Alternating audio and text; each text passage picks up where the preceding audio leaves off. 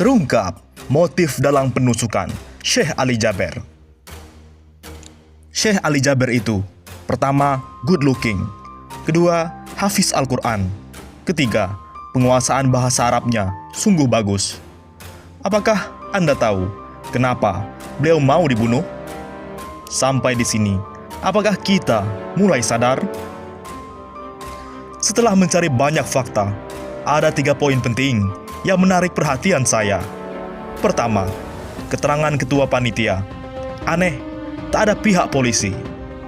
Kedua, keterangan humas Rumah Sakit Jiwa Lampung. Tidak ada rekam medis penyerang Syekh Ali Jaber itu. Dan yang ketiga, polisi sebut penusuk Ali Jaber tidak terpapar radikalisme. Laporan dari Koordinator Indonesia Crime Analysis Forum, Mustafa Nahrawardaya, menyebut ada perbedaan antara berita penusukan ex-Menko Polhukam Wiranto dengan ulama Syekh Ali Jaber. Ini beda dari berita Wiranto. Dari video dan foto yang beredar, Ali Jaber terlihat terluka. Ada darah di bekas tusukannya. Videonya banyak beredar dari berbagai sisi, bukan dari satu sisi saja. Jadi, yang bikin penasaran kita adalah sekarang, bisakah kita mendengar wawancara langsung dan terbuka dari penyerang Syekh Ali Jaber? Jadi, inilah motif dari dalang penyuruh pelaku.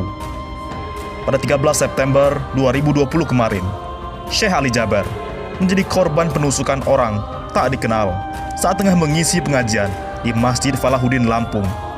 Kejadian tersebut membuat Fahri Hamzah tulis surat terbuka kepada pihak Mabes Polri dan membandingkan dengan kasus penusukan Wiranto di Banten. Beberapa peristiwa penusukan dalam 1 tahun terakhir ini, menurut Fahri, selalu terjadi seperti terulang.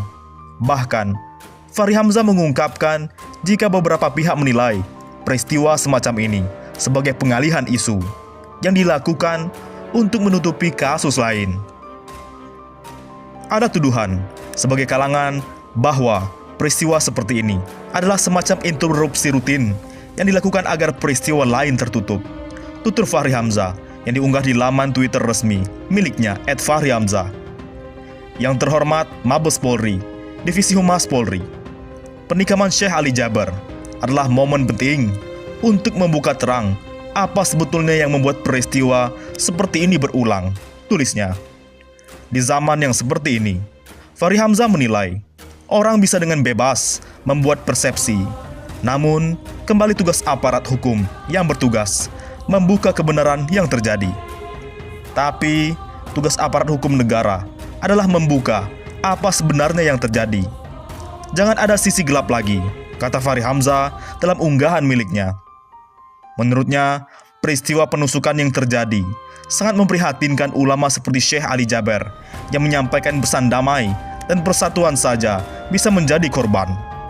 Pelaku harus diperiksa tuntas, termasuk oleh psikolog.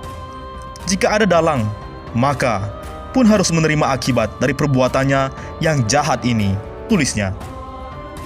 Dia kemudian membandingkan dengan kasus penusukan Wiranto pada tahun 2019. Fahri Hamzah mengatakan, kejadian tersebut bisa dengan mudah dibuat plot bahwa pelaku merupakan simpatisan kaum radikal yang lainnya. Namun, berbeda dengan kasus yang penusukan yang terjadi kepada Syekh Ali Jaber. Menurutnya, penting bagi semua untuk memeriksa motif dari pelaku. Tapi bagaimana dengan Syekh Ali Jaber? Apakah motif pelaku? Bisakah kita mendengar wawancara terbuka? Tanya Fahri Hamzah kepada tim Mabes Polri. Fahri Hamzah mengatakan, banyak ulama yang memiliki jumlah pengikut yang banyak, termasuk Syekh Ali Jaber, yang membina para hafiz Al-Quran dan pengajian di seluruh Indonesia. Serangan fisik kepada beliau adalah peristiwa yang rawan dengan reaksi balasan. Maka harus ada kejelasan dan penjelasan luas, tuturnya. Dalam unggahan tersebut, Fahri Hamzah juga meminta kepada pihak keamanan agar proses keseluruhan terkait penusukan terhadap Syekh Ali Jaber dilakukan secara terbuka untuk menjadi pelajaran. Semoga para ulama dan pembimbing umat dan bangsa, khususnya Syekh Ali Jaber, diberikan kesabaran, ketabahan. Amin ya Rabbal Alamin. Poin penting yang membuat kita kecewa adalah, kata polisi, penusuk Syekh Ali Jaber tidak terpapar radikalisme. Penusuk Wiranto sama dengan teroris. Penusuk ulama sama dengan orang gila. Pihak kepolisian tidak menemukan bukti pelaku penusuk Syekh Ali Jaber terpapar paham radikalisme. Saat ini, polisi tengah mendalami kejiwaan pelaku. Saat ini polisi tengah melakukan pendalaman masalah kejiwaan pelaku penusukan Syekh Ali Jaber. Kepala Bidang Humas Polda Lampung, Kombes Zahwadi Arsyad di Bandar Lampung, Senin 14 September. Zahwani mengatakan, untuk mendalami kejiwaan pelaku, polisi juga sudah mengundang Dr. Tenri Septa, spesialis kejiwaan dari Rumah Sakit Jiwa Kurungan Nyawa, serta tim ahli psikiatri dari Pusat Kedokteran dan Kesehatan Mabes Polri. Terkait kemungkinan masalah radikalisme, pihaknya tidak menemukan dugaan yang mengarah ke sana. Sebab saat dilakukan penggeledahan di kediaman pelaku, tidak terdapat barang bukti yang bersinggungan dengan dugaan radikalisme. Menurut kalian, apakah benda radikalisme itu? Apakah bendera atau shuriken? Pisau ninja yang untuk menusuk Wiranto terdahulu. Untuk sementara, dari hasil penggeledahan tadi malam, tidak ditemukan apa-apa di rumah tersangka. Intinya, seperti itu. Tidak ada barang-barang bukti yang mengarah kegiatan seperti itu, radikalisme. Hanya menemukan pakaian pelaku saja, ujar Zahwani. Poin penting kedua, Humas Rumah Sakit Jiwa Lampung, tidak ada rekam medis penyerangan Syekh Ali Jaber. Perihal kasus penyerangan terhadap Syekh Ali Jaber, kasusnya terus berproses dan ditangani Polresta Bandar Lampung. Dari awal, kita sudah tidak percaya bahwa orang yang menusuk Syekh Ali Jaber adalah orang gila, karena dia nampak terlatih, sehat, dan juga aktif di media sosial.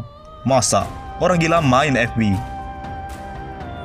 Guna memastikan kondisi pelaku penusukan, kali ini pihak Rumah Sakit Jiwa RSJ Lampung mengaku belum menemukan arsip rekam medis Alvin Andrian yang menjadi tersangka penyerangan terhadap Syekh Ali Jaber.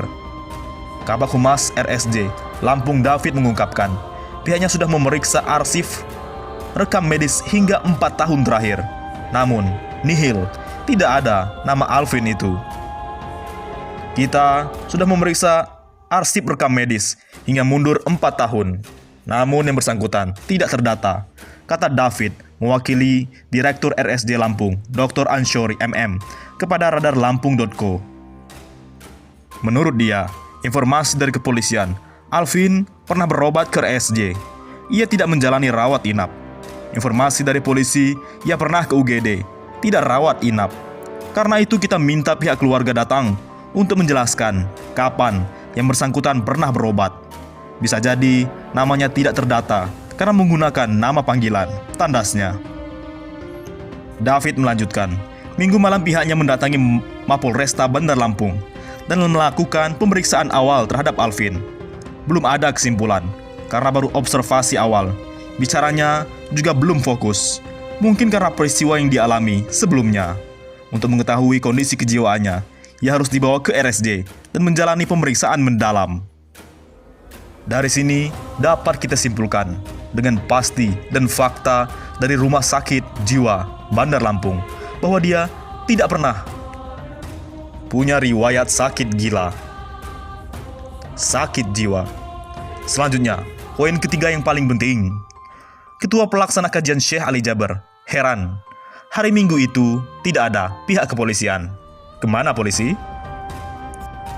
Ketua Pelaksana Kajian Syekh Ali Jaber, Desi, juga turut diperiksa penyidik Satreskrim Polresta Bandar Lampung terkait peristiwa penusukan Syekh Ali Jaber. Saat diwawancarai, Desi mengaku jika materi pertanyaan dalam pemeriksaan tersebut masih soal kegiatan kajian berlangsung. Materi pemeriksaannya dari awal kegiatan sampai sholat di masjid dan surat izin segala macam.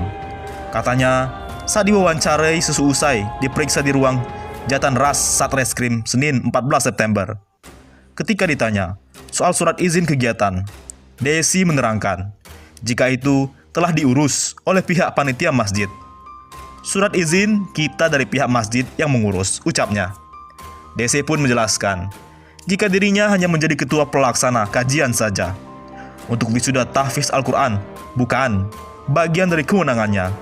Itu kajian Islami, tidak ada kaitannya dengan wisuda. Wisuda itu paginya. Kita tidak ada kaitannya dengan itu, jadi terpisah, tegasnya. Dirinya mengakui jika jamaah yang datang lebih dari jumlah yang ditentukan oleh Satuan Tugas Satgas COVID-19. Oleh karena itu, di mana polisi? Kalau dari Satgas COVID-nya itu batas 150 orang. Cuma kemarin ngelebihin itu. Banyak yang datang karena pematerinya Syekh Ali Jaber, usap Desi. Meski demikian, panitia telah menyediakan alat protokol kesehatan untuk mengantisipasi penyebaran COVID-19. Protokol, alhamdulillah, sudah semua, dari masker, hand sanitizer, ujarnya. Disinggung soal pengamanan acara, Desi justru bingung. Lantaran saat kegiatan berlangsung, kok tidak ada petugas kepolisian? Pikir saya kemarin, sudah beres. Makanya saya heran, pas hari Minggu itu tidak ada pihak kepolisian. Saya bingung. Kami sudah ada pemberitahuan. Surat sudah masuk ke Polsek, tandasnya. Sementara itu, Kapolsek Tanjung Karang, Barat, TKB, AKP David Jackson Sianipar tidak berkomentar banyak saat diwawancarai awak media mengenai hal itu. Dari sini, sudah nampak jelas banyak fakta yang terbongkar. Bagaimana menurut pendapat Anda?